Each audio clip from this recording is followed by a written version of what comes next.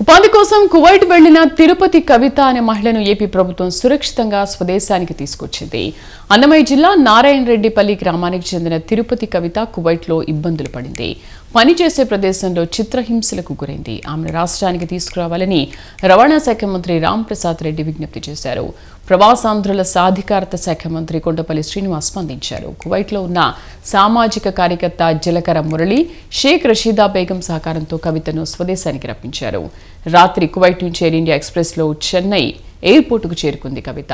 సంబైపల్లి మండలం నారాయణరెడ్డిపల్లికి చెందిన కవిత జీవనాధారం కోసం కువైట్ వెళ్లింది. అక్కడ ఓ గదిలో బంధించి చిత్రహింసలకు గురి చేస్తున్నారని వీడియో కాల్ ద్వారా మంత్రి మండపల్లి రాంప్రసాద్ రెడ్డిని కోరింది. తనను కాపాడాలంటూ వేడుకుంది. తన భర్త దివ్యాంగుడని, 3 పిల్లలు ఉన్నారని చెప్పింది. తనను సొంతూరుకు తీసుకొచ్చే విధంగా చూడాలని కవిత మంత్రిని కోరింది. దీనిపై స్పందించి కవితను స్వస్థలానికి తీసుకొచ్చేందుకు మంత్రి కొండపల్లి శ్రీనివాస్ ఏర్పాట్లు చేశారు.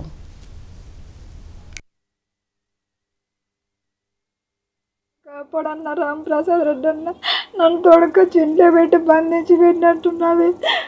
నేను ఎంత కష్టపడినా కానీ నన్ను కొట్టినొస్తా అంటూ, ఇప్పుడు ఏమంటా అంటూ, డబ్బులు కట్టమంటా అంటూ, లేదు పంపేమో నిన్ను అమ్మేస్తాము అంటా అంటున్నా. అన్నం కానీ పెట్టలేదన్న, నాకు నిన్ను బయట వేసి పెట్టేసినారు. నాకు అన్నం పెట్టలే, ఏం పెట్టలే. నా బట్టలు కానీ ఇలా రూమ్లో పెట్టుకొని ఉంటారు వాళ్ళు ఏమంటానండి, ఈసారి వేసినాడు నువ్వు పారిపో, నువ్వు ఇక్కడ నుండి నువ్వు పారిపో అని అంటున్నాడు. అన్న నేను పారిపోవాలంట. నేను పారిపోతే నన్ను ఎవరన్నా ఇక్కడ కాపాడేది. 3 ఆడబిడ్డలు నాకు. నా మొగుడు అని కావు, బతికిరువు కోసం ఇక్కడికి వస్తే నాకు టార్చర్ చూపిస్తాండ్రన్న.